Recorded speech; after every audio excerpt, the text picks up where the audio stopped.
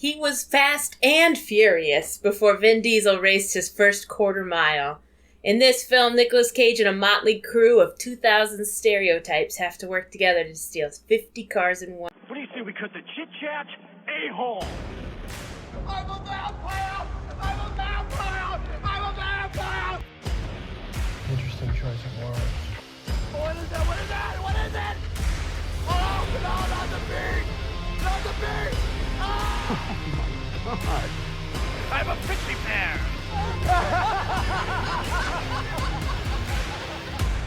Okay, let's run. One night. Today we watched Gone in 60 Seconds.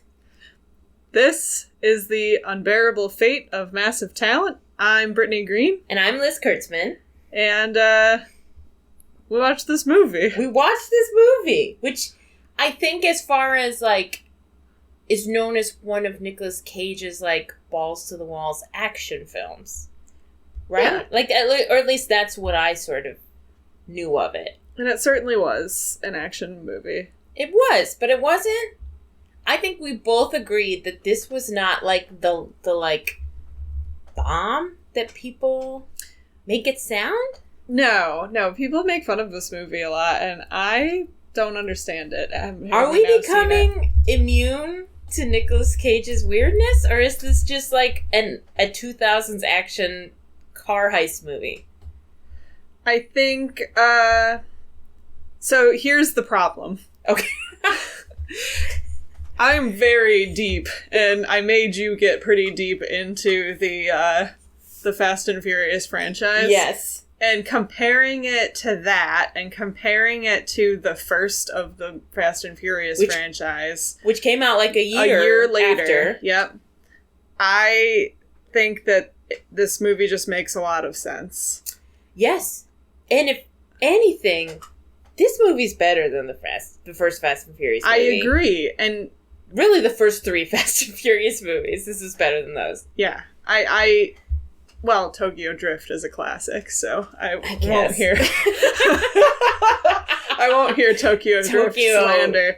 Tokyo Drift was not even in my top 5 Fast and Furious films. It has the first introduction of Han. That's the only good thing about that film. It has Bow Wow driving a Hulk car. I mean... Again, Han is the only good thing about that film. Han, a grown man hanging out with high schoolers. With a bunch of high schoolers for some reason. If you watch it in the order of chronological, it makes it a lot sadder because you're like, oh, the love of his life just died and now he's hanging out with high schoolers. Because nothing matters. Nothing matters anymore. But they didn't know that when they made that film. They did not. They were just like, it makes sense for him to be hanging out with these high schoolers. Absolutely. Anyways, I digress. We digress. I probably will continue to compare this to the Fast and Furious. We have to. And I will definitely bring up the Italian Job and maybe Ocean's 11 as well. When did the remake of The Italian Job come out? I'm gonna guess 2005. Oh, 2003. Oh, okay. So that's like just 2 years after this. Yeah, I bet the early 2000s, apparently we loved a car heist movie. Yeah, car heists are awesome. Agreed, but there's like a lot. I feel like there's not enough car heist movies in 2022. Everyone's like, Fast and Furious is doing it. Why would we even attempt? But here's the thing. Here's the thing. There's always room for more car heists. Especially if you do 50 in one night like they did in this film. Yes. So let's set it up. First of all, this is a remake, which we did not realize. No. But this is a remake of a film from 1974. And that film was an indie film that was like written, directed, and produced by H.B. Halicki. And there's a couple nods to that film in this movie, Eleanor especially. But otherwise, the only other thing that's similar is that they steal 50 cars in one night, or steal 50 cars, I think, over the course of several days in this one, and that they give them all female codenames. Other than that, it's like very different characters' motivations, etc. So yeah, it's a remake. It's a Jerry Bruckheimer film, which feels right. And of course, Nicolas Cage did most of the stunt driving for this film, which is one of the things we did know about it going in. And, you know, I saw a review that said that the car chases weren't that good. They're wrong. They're wrong. They're perfectly good car chase scenes. Yes. There were some that were like, we pointed out, were clearly sort of influenced from the Blues Brothers, which, in my opinion, is probably the greatest car chase movie of all time. I agree.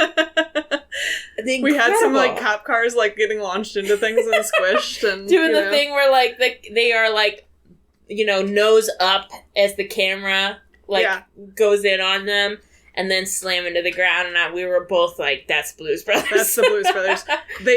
They jump like a bridge, which is also very Blues Brothers. Yeah, and then as I said, the like one of the early scenes where Nicolas Cage's character Memphis is like getting the old gang back together, and they all have like some mundane job. That was very Blues Brothers. Very Blues Brothers. Yeah, for sure. I feel like even like sort of the cop banter was like a little Blues Brothers. Sometimes. Like the John Candy and whoever's around. Yeah, I feel like around John Candy. Timothy Olyphant is like sort of the comic relief John Candy-esque police officer. Yeah. Because he does, like, the main police officer who's played by, Delroy? I forgot his name. Delroy Lindo. Delroy Lindo. He's very serious and very focused, and then it's like definitely stark good cop, bad cop. Yes, yeah. Although it's more like serious cop, goofy cop. They're about equal as far as serious cop, comedic relief cop.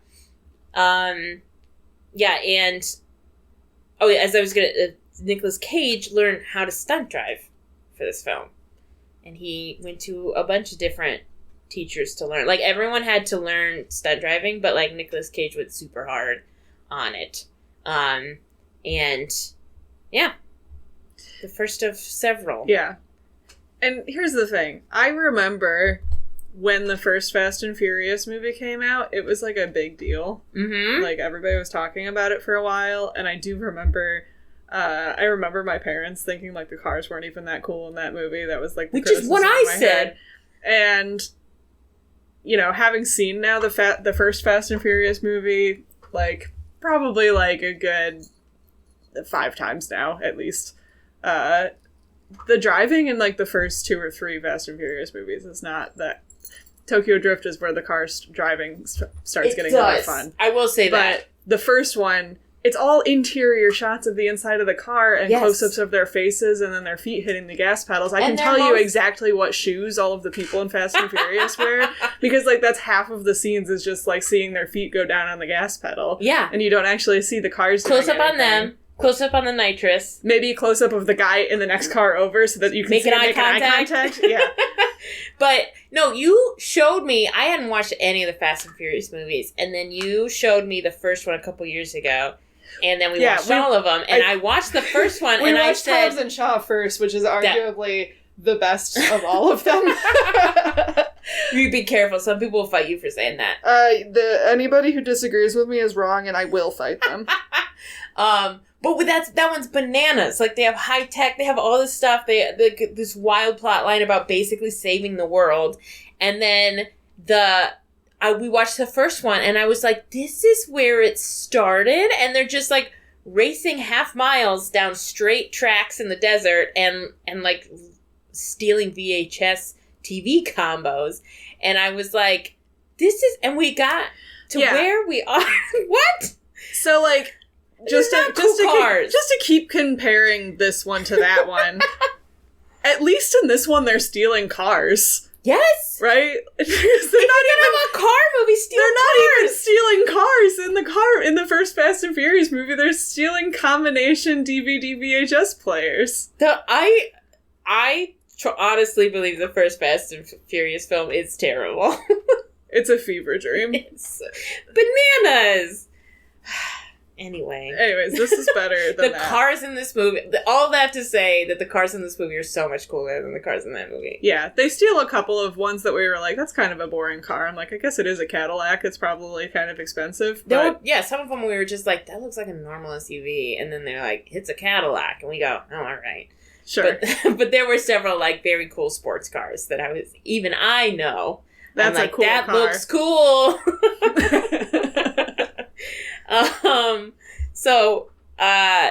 I wanted to tell you this. I found this on the trivia. The name of this film in, I think, Greece, was Come in 60 Seconds. No.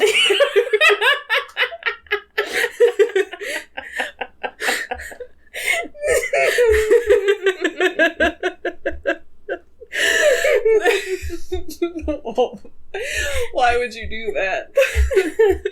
Look, language is tricky, folks. Language is very tricky. Translation's hard, and sometimes words have more than one meaning. And also, there was a group that was arrested in 2012 in the UK, and they called for stealing cars. They stole 39 cars, and they called themselves the Gone in 60 Seconds Gang. I love that. That's a good name for your little car stealing Grand Theft Auto we're gonna be street gang. so cool, guys. We're gonna be just like Nicolas Cage. Man, we're gonna look just like Nicolas Cage. I love that. I want to talk about the opening credits. Yeah.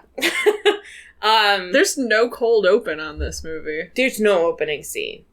It just goes right to these bonkers credits. Yeah, which is really odd. The music reminded me of the same music that was in also another early 2000s movie. The opening credits music reminded me of the music from Holes. Ha! It sort of made It's kind of chanty and like... Yeah. It made me think of Arsenal because of the like gospels. They kept doing the gospel music over like the action scenes, and they thought it was cool. And it was not. It was like a sort of like blues sort of sounding, but like also electronic. Yeah, but the stuff that was shown in the opening credits, which was just so early 2000s, it was all like super like neon colors, and it kept going back and forth between like car engine parts, like the and like a record player. And so it's going back and forth between those. And family photos. And the badly edited photos. And also religious figures. Yeah. Which never came into the film. No. Not at all. That's another Fast and Furious thing. I noted. I noted because I saw like a cross and I was like, Dominic Toretto's? Yeah, so I just had to call attention to that. Yeah. Because there was like a lot of like Virgin Mary kind of like Catholic sort of whatever. Like idols and stuff, and then I was like, wait, afterwards, because there was a scene where I thought he was going to pray. He sort of prayed. The scene where he jumps the car, and that was what made me go, oh, there was no religion in this movie, and I thought there would be because of the credits. So, the name of the main characters, are Randall Raines and Kip Raines. Randall Memphis Raines and his brother Kip. Mm-hmm. And they have all of these religious icons. What ethnicity do you think that the brothers are supposed to be? White. Because, like, they're very Italian in real life. Yeah. We got no clues on that. I just feel like with all of the, like, super religious stuff. Right. And there were so many sort of, like, racial stereotypes in this film. There's a lot of racial I understand stereotypes. why you think that, but they just were white. They were just, like...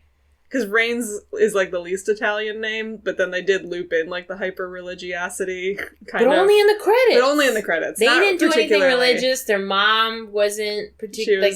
She's just a waitress. She's just a waitress. She only shows up for the one scene. Yeah. And I don't know. There were no other sort of like Italian stereotypes. No. Other than that, and Rains again is like, I guess Ribisi's slicked back hair could be another stereotype. But yeah, I don't know. It's just they sort of came off as like kind of white trash, but not really. Yeah, just that they like worked with cars and stole cars, I guess. Yeah, I was thinking of like Kip's house is sort of gross and trashy when they're there. Yeah. But that's sort of the only glimpse we get at them other than cars. That's it. Yeah. Cars. Yep. So, let's set it up. We have the crazy opening credits, and then we have, it pretty much goes right into Kip and his crew trying to steal cars, right? Yes. How would you describe their efforts to hijack this car? Well, the efforts weren't bad. Like, they got the car. It seemed it's very, like, flashy. Like, they don't try to, like, sneak in and like, finesse their way. They just, like, do it fast enough that, they can get away before anyone's notified. Yeah. Which, to me, probably is how car thieving actually goes. You just do it quickly and get out of You just do it quickly and then try to hide the car. And that would work if his brother Kip wasn't an idiot and just challenged this guy to a race. A race in the middle of the street. Yeah, because the guy had a nice car, I guess. And a hot girlfriend. Like, he didn't do anything rude. He was just like, Kip was rude to this person who was like, fuck you. And then he's like, great, let's race. And I'm like, that was your fault. Yeah. You started it. Oh, yeah. It wasn't like a situation where he wasn't able to walk away because someone was rude to him or something. He started it. And so they have like a little hideout with the black light paint. Mm-hmm. They've written locations of 50 and a whole list of the 50 a whole cars. List of 50 cars with names and where they're located. And then of course the police follow them because of this, and they have to like vacate. They have like 6 cop cars following them for driving fast. So they have to leave all the cars they've stolen behind. And that's kind of where we leave off, and then we meet Nick Cage. Memphis, who is like running a adorable little children go-kart place. Yeah. He's teaching babies how to drive fast. Yeah, they're pretty these cute. Like tiny little go-karts. It's very funny. I liked that. I liked that too. They did one of the like he's given a pep talk to some drivers, and then like the camera pulls back and they're children and they're, like, in go-karts. Very small babies.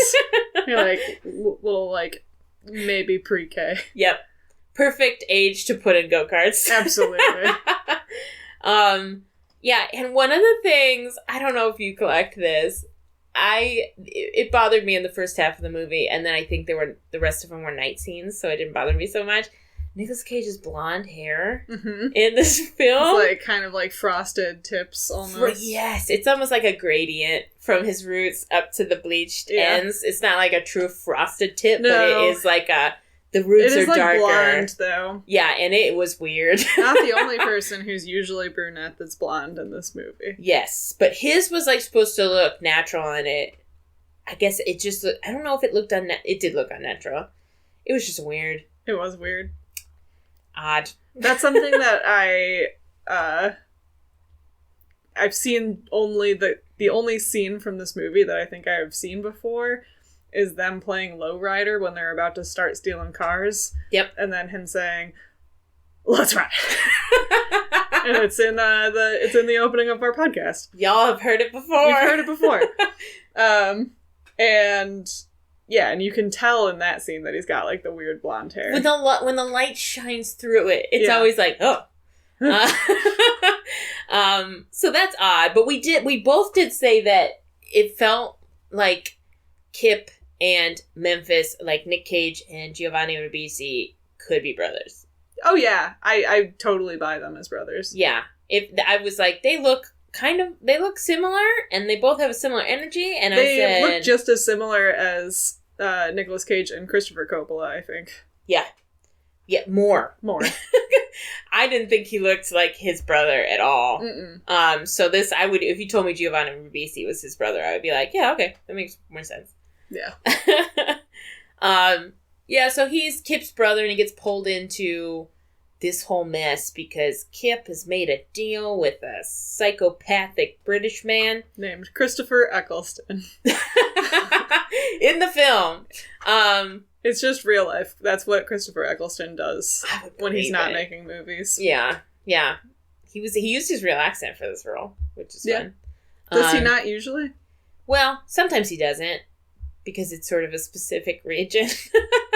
But I always love, he's got a very thick accent. It makes me laugh. But he's a good bad guy. He is a great bad guy. He said, hold on, I have a note about him. He said that this is a terrible film in which I give a terrible performance. And that before Doctor Who, the people who recognized him mostly shouted, "You were gone in 60 seconds, mate. You were shit." He also didn't have a driver's license. Oh, that's when he made interesting. This film. Yep. He got a driver's license years later, but when he made the film, he did not. Which I don't think he ever drives. Does he? In a movie or in this film? No, he's just pretty much in the warehouse and stuff. Yeah.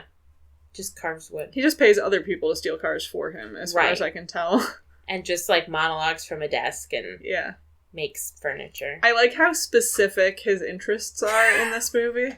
I really like the furniture thing. I love that his like Bond villain quirk is that he carves furniture. Yeah, that's great. And he like gives like a weird monologue about the types of wood that you use for different types of furniture. Mm-hmm. And then he just like carved his own coffin. Carved a coffin. Which ends up being his coffin. But like the fact that I feel like at the beginning it's implied it's for Kip. Yes, you're right. Yeah. He probably just keeps it there so anytime someone comes over he has to threaten, he can be like, I made this coffin for you. Yeah. He's only made one.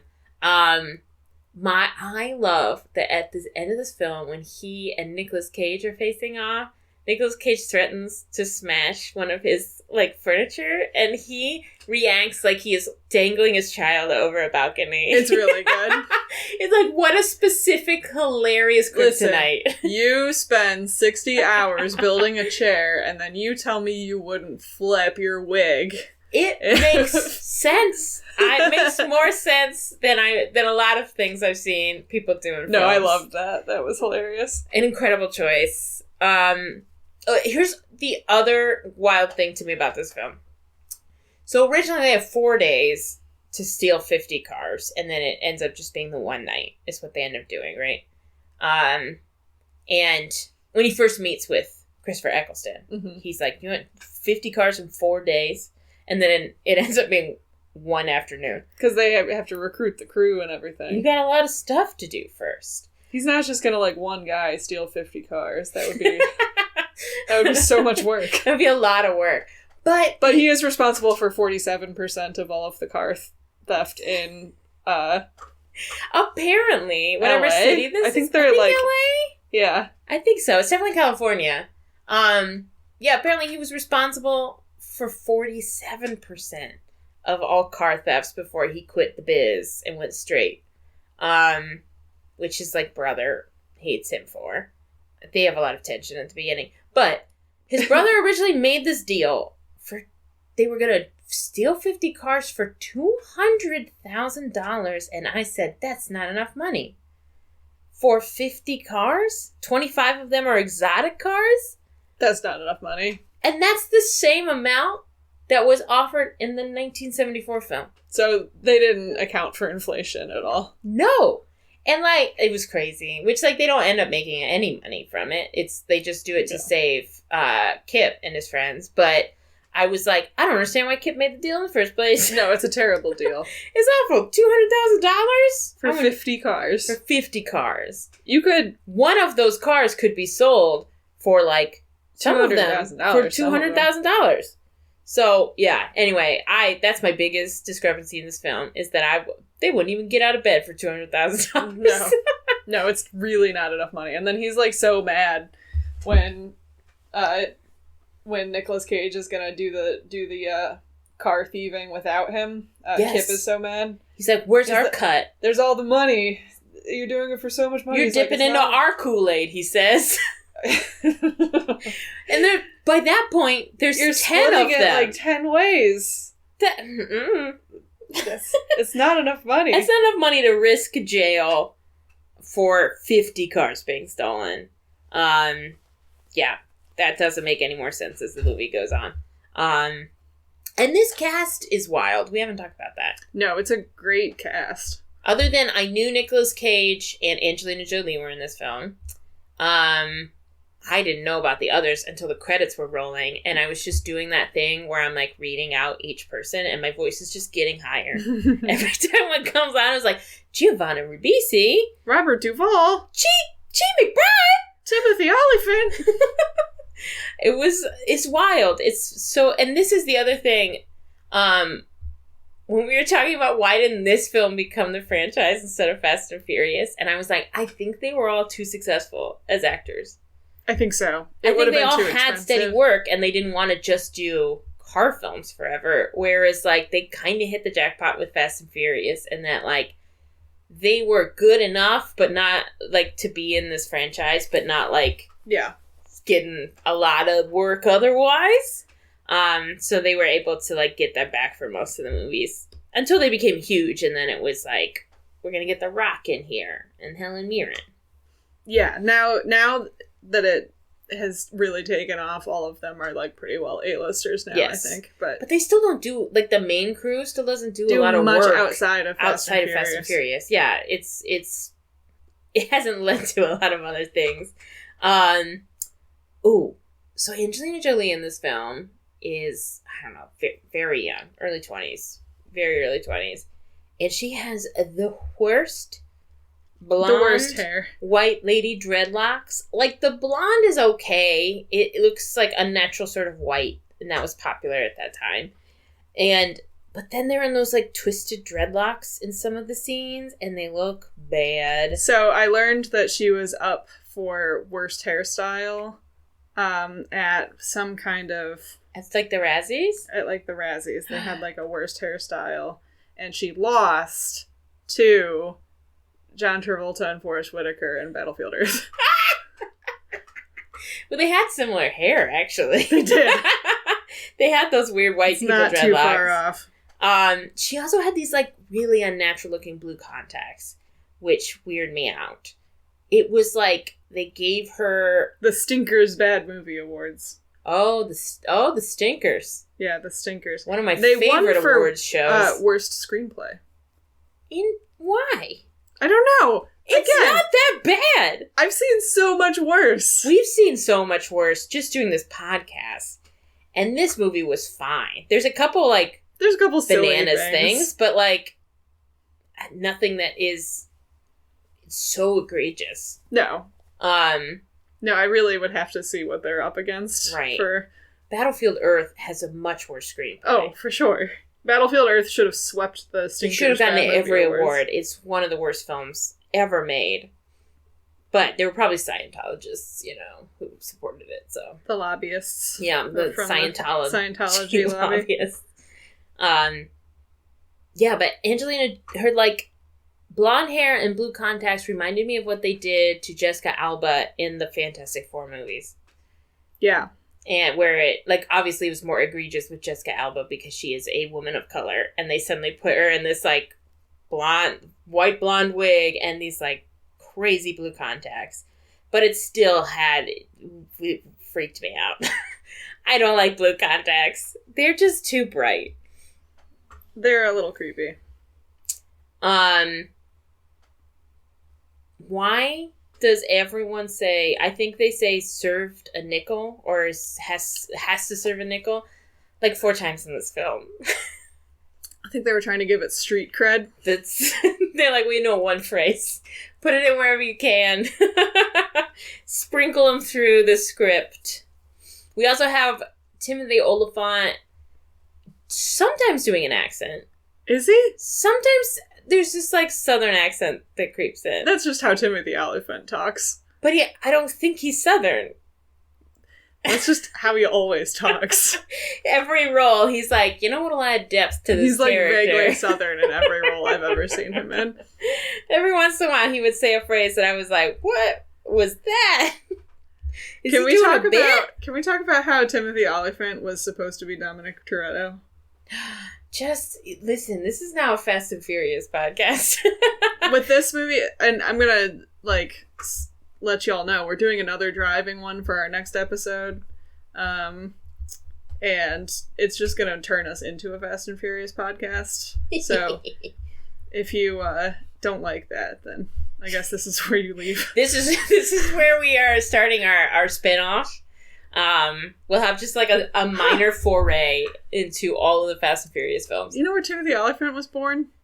Is it You'll South? never guess. Oh, Cleveland. Honolulu.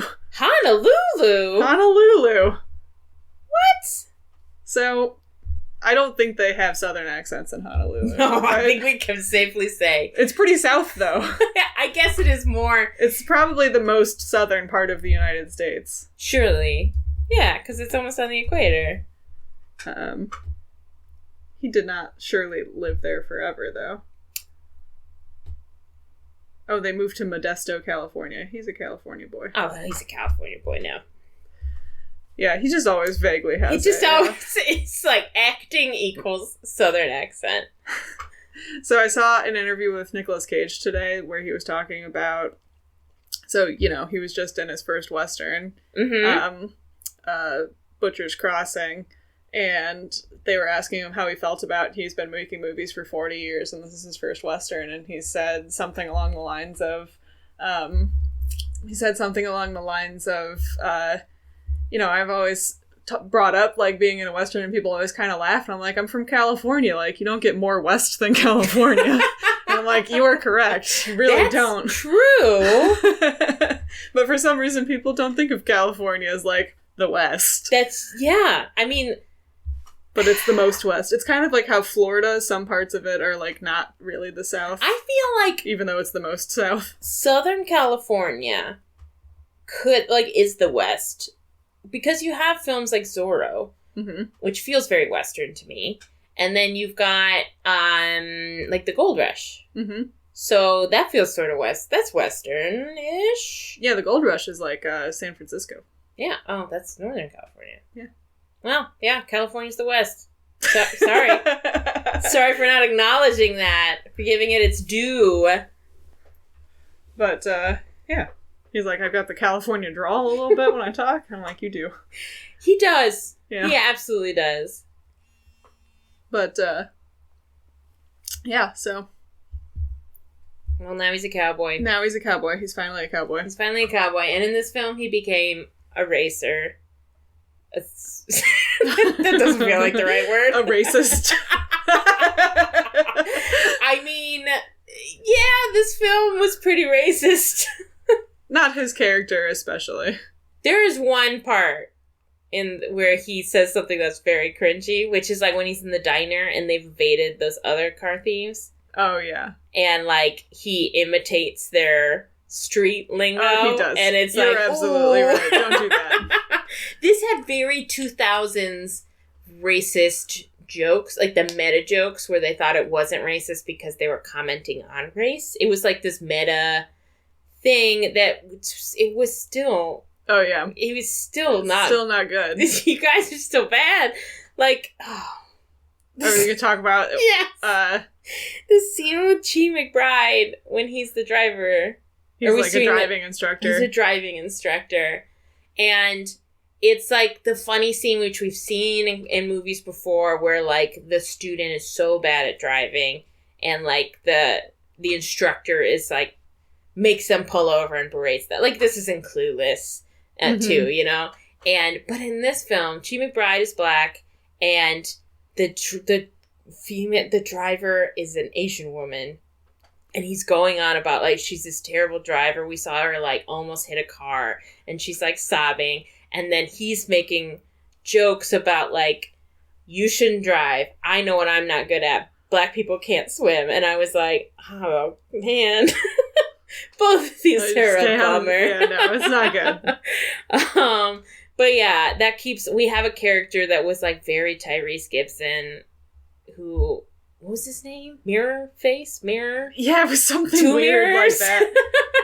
Twin mirrors.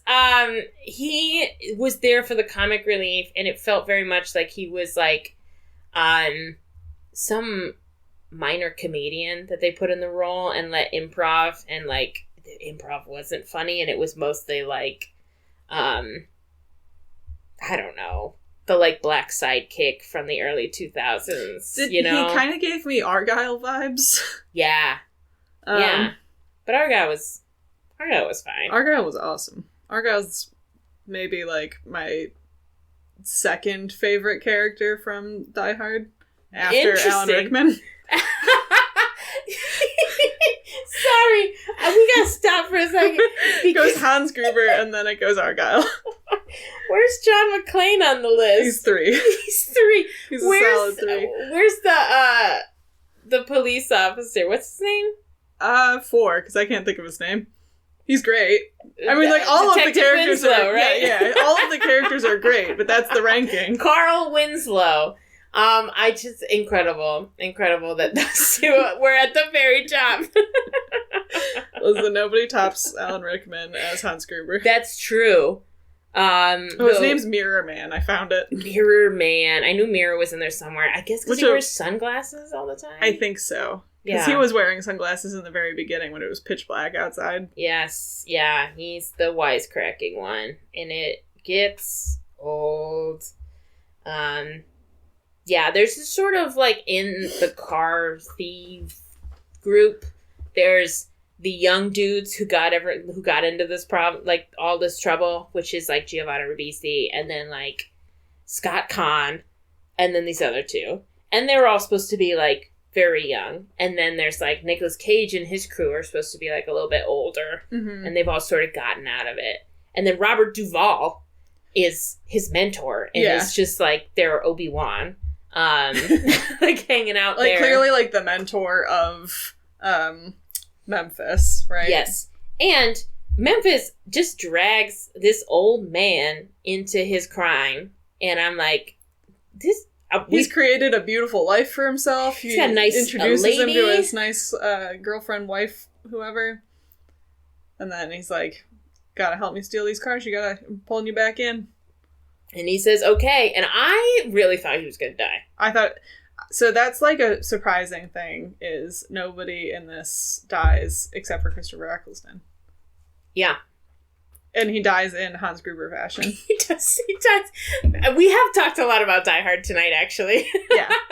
And one of the things was when he fell off the, like, scaffolding and fell backwards in slow motion. We both were like, Die Hard! He falls backwards off the scaffolding in slow motion through the ceiling into the coffin that he built. Yes, it's wonderful. It's so good. I think that the thing I like about this movie is that it has so many tropes and little tidbits like that I can be like, that's referencing this thing, and that's referencing this thing. Yes. Yeah, I mean, like, to go back to, like, people saying that this movie's bad, I'm like, it's not good because it's not very, like, original. But I think that as, like, if you want a car heist film, if you know, this does all the things. Yeah. Like, tropes are not always bad. Right. You will generally want to, like, add stuff and make the tropes work for you. But this movie was just, like, just put them all in there, one after another, and you'll have a story. And they kind of do. Let's talk a little bit more about Angelina Jolie. Yeah. Her character... I think was there to be sexy and nothing else. Absolutely. That's what she did. She was the sexy character. And she was also apparently the ex-girlfriend of Nicolas Cage somehow. That's the thing, is they make it seem like she is in her... Like, she's part of the older crew. But she's probably closer to Giovanni Ribisi. She's younger, I think, than Giovanni Ribisi. Yeah, they're probably pretty close. Yes. And she... I had remembered her as being a bigger part of this film because I think like when it was on TV, they would always show the commercials that had her in it because she was the sexy lady. And then when I watched it, I was like, oh, she's in a grand total of like 5 minutes. Yeah, truly. Like I felt like they cut some of her scenes. It does feel that way because it feels like there should be more. She should have more to do at the end. Yeah, I mean, for example, like. When they're talking about, so at the end of the movie, when Nicolas Cage has not arrived yet, and he's still out with the, basically destroying the GT500. Yes. And he's not there yet, and she's like, you can tell she's been crying. I felt like that came off kind of weird. Yeah, I was like, what was happening? Like, it wasn't clear that he had been in contact with them, even though throughout most of the heists and stuff, they had cell phones or walkie-talkies or something that they were communicating with. I think that's the part where, like, they find out that they haven't gotten the 50th car. Yeah, and I guess they're just, like, assuming that means that he's dead or that... captured or something. Or that means that, you know, the brother's gonna be And dead. But, if she was crying, though, I feel like we should have seen not just like, the I felt like aftermath. they cut something leading up to that. Yeah. Because they just kind of have her, like, turn around and you can see that she's crying. And I'm like, why is she crying? Why is she crying? Yes, and, okay, so let's revisit one of my least favorite subjects, which is Nicolas Cage and sex. And there is a scene in this film where he and her are in this car together, and they're supposed to jack a car, and the, like, couple at the house are, like, getting it on in full view of the car, and so they're waiting for them to move so that they can turn on the car so that they don't arouse suspicion. Yes, because the whole idea is if you do all 50 cars in the same night, that they won't realize that by the time that people start reporting them in the morning, they'll already be gone. They'll be on the container ship and out of town. And which is sort of like that goes out the window almost immediately because the cops are onto them. Right. But anyway, they are waiting to get this car, and they start talking a little bit about their relationship. She's mad at him because he left, and he's like, well, I wanted you to come with me, but you weren't ready to go straight yet. And then they start making out in the car, and I gotta say, yeah, because she asks him what's more exciting, having sex or stealing cars. And he says both at the same time. Yes, and then she goes, that's a great answer. And I'm like, I guess. She said, specifically, she says, that's a great line. And I said, it's not. Doesn't work on a lot of girls, though. No, really just for you. And so then, of course, they are like, start making out. But then they have this whole bit where she, like, straddles the gear shift like it's a penis, and I said, oh no, thank you. And then as they're making out, he just starts naming all these car parts. Just naming car parts. At first, he's like, it has to do with the gear shift thing. Like, he starts naming, I think, parts he's playing of the car. He's playing like the hip bone's connected to the thigh bone, the thigh bone's connected to the knee bone. Yes, but... and is she into it, or does it kill things? Unclear. She doesn't go through with it, so I think it kills things. I thought the movie wanted us to think that it made her hot, but I thought that she seemed disinterested after that. I thought so too. Though there's a part where like someone has one of those, what is it called? Like the stick that you put on your steering wheel to lock it. Oh, the boot. Yeah, it's like a boot. And he shows her this trick he learned when you use like a drill, like an electric drill. She was into that for sure. She looked so turned on when he was taking that wheel off of the car. Like the way she was eyeing him, I was uncomfortable. I said, "Girl, chill, put it in your pants, like chill." But then, yeah, when they were making out, she seemed less into it. She seemed less into it. And then the next time that we really see her is at the picnic at the end, because this is a prequel to the Fast and Furious. Yes, and it ends in a barbecue. Barbecue. Because this movie's about family. Yes. Family. But she's, like, making out with Nicolas Cage 1 second and then licking barbecue sauce off the fingers of the kid that gets injured in the next second. That was even more upsetting than just, like, her being all over Nicolas Cage. Was just, like, her being just generally sexy at the end. Yeah. Like, why would she do that for that kid? It didn't make any sense. No. It didn't make any sense. It wasn't even like she was, like, fucking with him or the others. Nope. She genuinely That's just how she seemed behaves. like, oh, let me help you out, and, like, licks the barbecue sauce off his fingers. And this was the kid that got shot, so she's, like, sort of helping him out. But I'm like, no. Absolutely not. No, that's super weird. Super weird. Did not like it. Take Angelina Jolie out of it for a second and the whole thing. If I'm at a barbecue with my buddies and somebody's just licking sauce off somebody's fingers... No. Nope. Doesn't matter if they are in a relationship. It doesn't... I don't even want to see a parent to a child do that. If that doesn't make any sense for any relationship. Nope. Never. And so it just was so... I did not like that at all. What did you think of Angelina Jolie and Nick Cage's chemistry?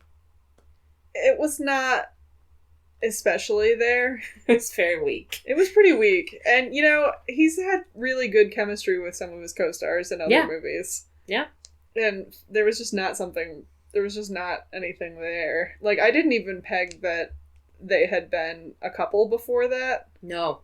Even though there was, like, sort of, like, that tension of she was, like, maybe not gonna come and join the gang, and then she does. Yes. Like, I didn't pick up at all on the fact that it was maybe because they had been in a relationship before. Until someone made a crack about... How do we find out? I think the first time I figured it out was actually when she said something in the car, but I do think that actually... the one cop guy might have said something when he was when they were, like, talking in the sidewalk. Yeah. In that one scene, but I didn't pick up on because he made some crack about a woman. Yeah. And Nicolas Cage was like, "That's below the belt." I missed that part. But I didn't remember the name or anything. I didn't put it together. Yeah, if up until the point when they're in the car arguing about why they broke up, if you had found out, like, from their first meeting, and then when she shows up, if we had found out that she was, like, his mentee, I would have believed it. I would have believed it, and that she was mad because he abandoned her after, like, showing her how to, like, steal cars. I'm like, that makes sense to me. It did not feel the chemistry. Mm-mm. And then, like, in the car when they're making out, it's like, okay, she's obviously sexy. She's Angelina Jolie, and she's vamping it up in this scene. And I think he does play it right, and that he plays it like he is, like, sort of, like, flustered by just, like, how aggressive and sexy she is. And I'm like, that's the right move to make for him in that scene. Yeah. But, yeah, otherwise I was like, I don't feel it between these two. It just felt like they were like, we need a sexy character and a sexy lady character, and they got one. It could have been anyone. Yeah, but they wrote that part for her. Yeah. Which is crazy because it's so generic. It's very generic. It could have been anyone. It was just like any hot lady could be in this role. Oh my gosh. So what scenes do you think are the cagiest? When he pulls his leather blazer out and says, "Oh, you're a bad boy now." Or something like that. That's really good. I like the scene when he's pretending to be the rich asshole. Oh, that one is... Every single movie that has Nicolas Cage going into disguise is my favorite. It's so good. Because every single time he does it so hard. Every single time he, instead of, like, trying to, like, be undercover, goes over the top. Undercover, over the top. If you saw Nicolas... Like... It's hard to believe Nicolas Cage is an actor when you see those scenes. It It always feels like you're watching a high school play. It does. And, like, they're like, okay, and this is when your scene is, or this is when your character is acting as a different, like, they're pretending to be something else, and you go, like, big and silly with it, and he's like, he every goes time. Big and silly, literally every time. Every and that's time. happened in a lot of the movies that we've watched. He, like, sort of goes undercover like that, and it's hilarious every time. Spoilers, but I saw part of National Treasure 2. Does he go on undercover? TV? And, oh, yeah, he does, of course. There's a scene where he makes a scene so that he can get, like, arrested and put in this room, and I'd totally forgotten because I forgot all of that movie. What else have... And that's, like, the only time in National Treasure that I think he goes cagey. Yeah. Is that particular scene. Because he did it in Sorcerer's Apprentice. He did it in this one. I know we've seen other ones where he pretends to be someone else for a little bit. Is it Amos and Andy? Amos and Andy, maybe. He might. I tried to forget as much I was going to of say, that we've as I could. purposely forgotten that film. Anyways, it's great every single time it happens. I love it. I love it. And in this one, I can't remember the line, but he calls him, he's like, do you think I'm a wiener? Yeah. Yeah, Wiener would drive that car. And but he's like saying it in like his fancy voice. Yes, he's like, what do you think, I'm some kind of wiener and I'm going to drive this trashy car? And the salesman's like, I don't think you're a wiener. I think they say the word wiener 3 times. Yeah. And I was like, why this word? No, that part was really good. I loved it. Another great line was when he sees his mom again. Oh, what does he call himself? He says, like I'm a rocket ship. What does or it look something like? That. Like a firecracker. A firecracker. I'm your like son. Your son. Because somebody's asking for her, and she says, "What's he look like?" And he says, "Like a firecracker." Like your son. Like your son? It was like his joke didn't work, and he went, your son. Yeah, that was definitely an improv. Yeah, that one was bananas. That one was hilarious. Oh, he also, like, tries to seduce... He doesn't try. The, like, first scene where we see him with Eleanor, who is the final car, which is the GT... Oh, my God. GT500. GT500 from 65, right? 67. Dang. From 67. I'm not good at cars, as is clear. And it's his unicorn car, and every time he's tried to steal it, something's happened to it.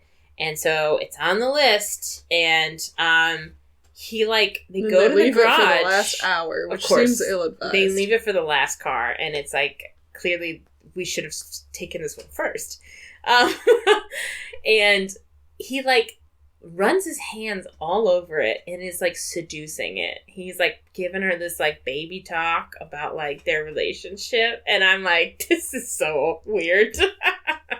I don't even think he's acting in that scene. I think that's just Nicolas Cage because he loves cars. So much. He loves cars so much. That one, I loved that. Oh, and then the other really, really strange thing in this film, and I think probably the stupidest part of this film, and, you know, there's a lot of strange little subplots, but the dog shit subplot. Oh, yeah. A lot of this movie hinges on dog shitting. Yeah. Was there a cagey part for that? No. It's just one of the weirdest parts in the movie. Okay. I just, like, there actually is a different funny thing with that. The dog accidentally eats these 3 car keys that they need, and Vinnie Jones, who's in this film, who also plays Bullet Tooth Tony in, which movie is that?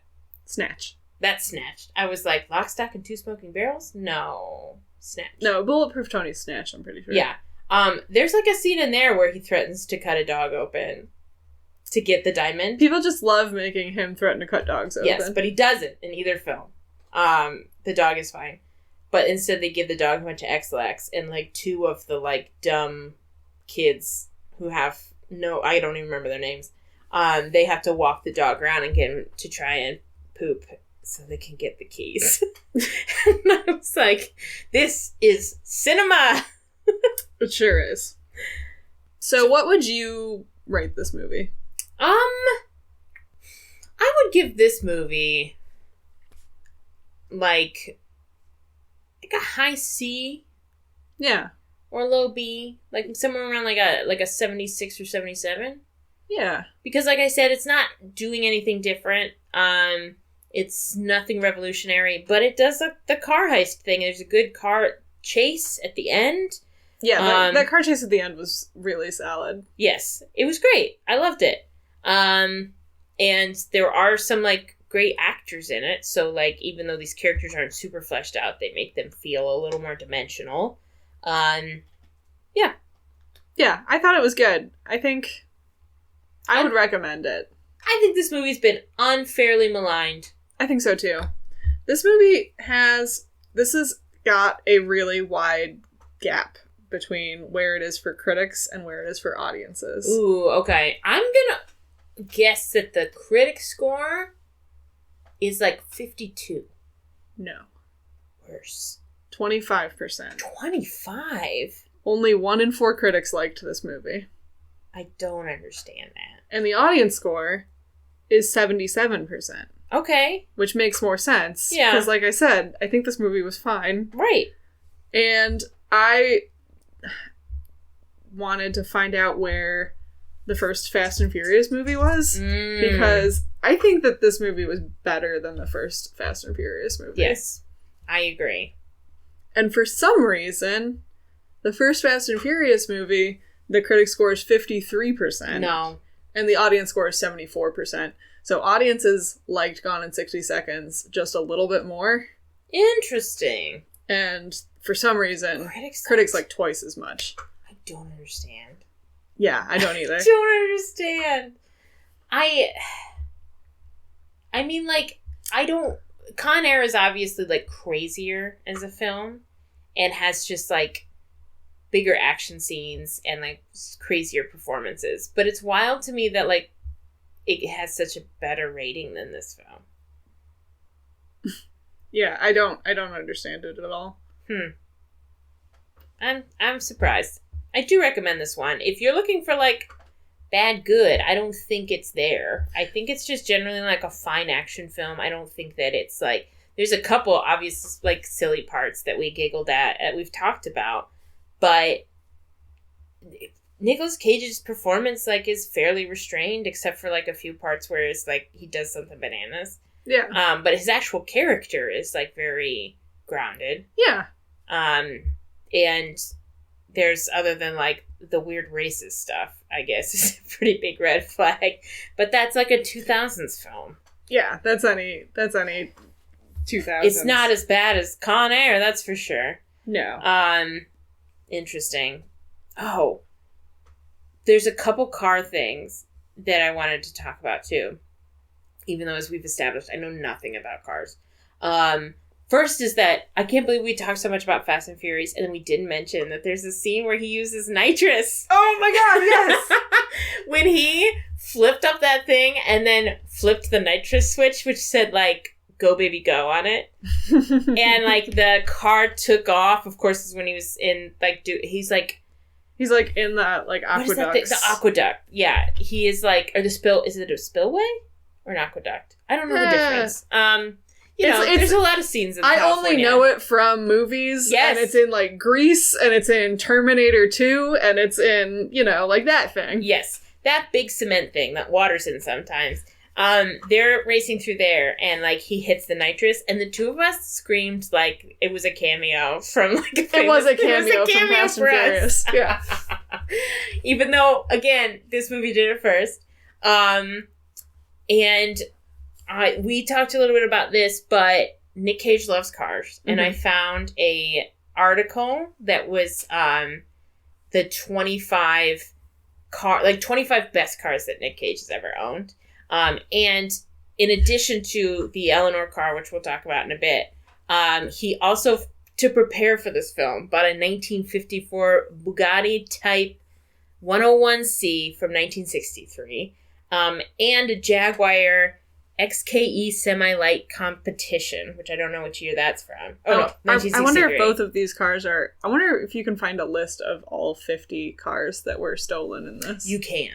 Yeah. You can. Because they show, like, pretty much the whole list. They show you, I think... you could freeze the frame. You could freeze the frame, because when I looked at the Wikipedia for the old film, they have all 50 cars.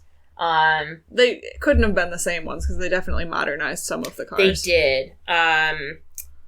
I'm sure that if you looked, you can find it, because, like, when I looked at the trivia for this film, most of it was about cars.